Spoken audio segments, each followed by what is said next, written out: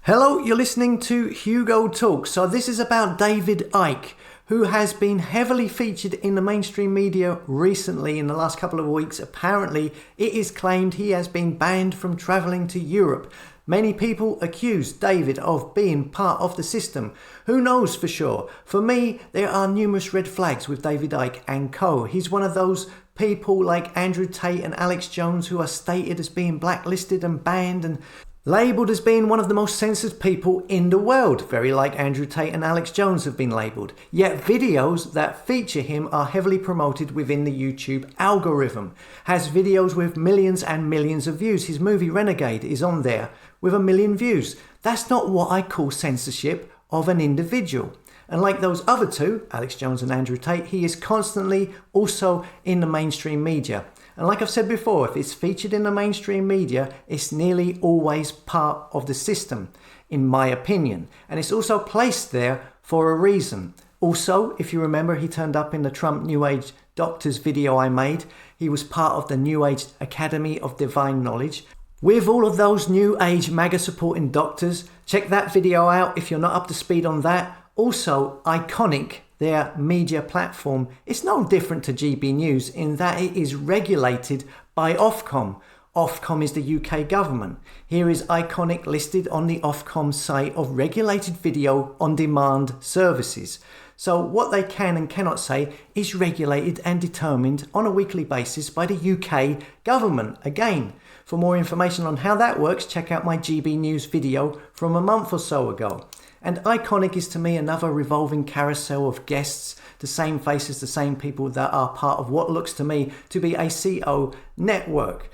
Now, there are loads of people online that accuse David Icke, etc. of being controlled opposition. This is nothing new, and it's not what this video is about. What I want to highlight is this petition that David Icke has started in regards to this ban on travelling to Europe.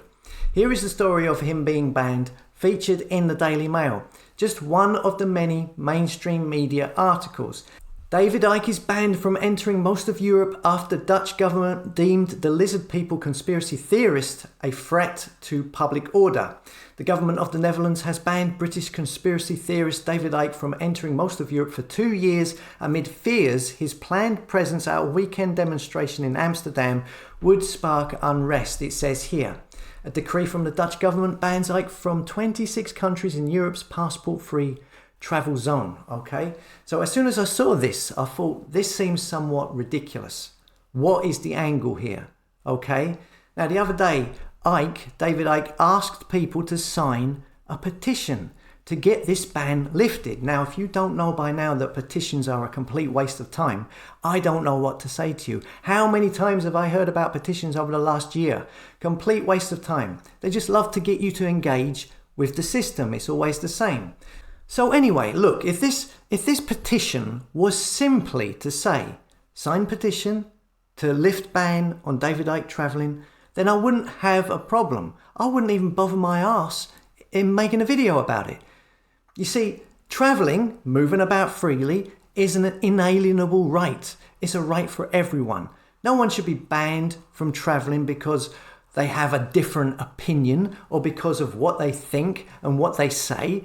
It's also an inalienable right to have freedom of expression. You know, that's clearly understood. But here we see this petition on the website, David Icke Petition, saying that they need as many people to sign as possible to get an inquiry into the ban. And the first 3 reasons they give for why the ban should be overturned are these. It says here, it has been observed and shown that 1. David Icke is not a Holocaust denier. 2. David Icke is not an anti-Semite. 3. David Icke has no criminal record. Now, I haven't listened to what David Icke has said for quite a while, so I don't know what he has or hasn't said. And it doesn't matter. It's irrelevant. The big problem for me with this petition is by stating and declaring that David Icke is not these 3 things in the petition for people to sign and agree with, by stating he is not this, and by giving that as a reason for the ban to be lifted, if you sign it and agree, then you are also tacitly suggesting and implying that if he was remotely those three things, then he should be banned from traveling. You see what I mean? So if you sign this petition, you are tacitly agreeing that it is okay for people to be banned to travel to different countries if they do question elements of a historical event, or if they do say negative things about people who are Jewish, or if they have a criminal record, which as far as I know are not reasons for restricting an individual's inalienable freedom of movement. Do you get what I mean? Let's put it this way. So, if it was stated in a petition, David Icke has been banned from travelling in Europe. This is unfair. It is his inalienable right to have freedom of movement and to travel no matter what his opinions are. Please sign a petition. Then that would be okay, even though petitions are dodgy and a waste of time. But it's not that though, is it? What it does say is David Icke has been banned from travelling in Europe. This is unfair because he is not a Holocaust denier, because he is not an anti-Semite, because he does not have a criminal record, they are saying. He shouldn't be banned because he is not these things, therefore implying that if he was, then maybe he should be banned for that. That's what you're signing and agreeing with. Do you see what I mean? By signing and agreeing, you're asking for Icke to have the travel ban removed because he is not a Holocaust denier, he's not an anti-Semite, and he doesn't have a criminal record. Therefore, tacitly suggesting, implying that people should be banned if they are those things. It says Holocaust denier. Exactly to what degree and to what extent? Does that mean if you disagree with how the mainstream portrays other historical events? Does that mean you will be banned from travelling abroad if you disagree with the mainstream narrative of 9/11 or 7/11 or the jib-jab rollout or the Vietnam War? And what if it's only that you dispute certain numbers or figures or data? And what constitutes an anti-Semite these days? It seems that if you say anything negative towards anybody or anything Jewish, the label of anti-Semite comes out in a response. Do you see what I mean? Yeah? If you sign the petition in agreement with the way it is worded, in that he should not be banned because he is not these things that he has been accused of, then by default, you are agreeing that anyone who is deemed to be these things should be banned to travel. And as far as I know, someone having a different opinion or of a historical event or having a criminal record is not a legal reason for being banned from travelling abroad.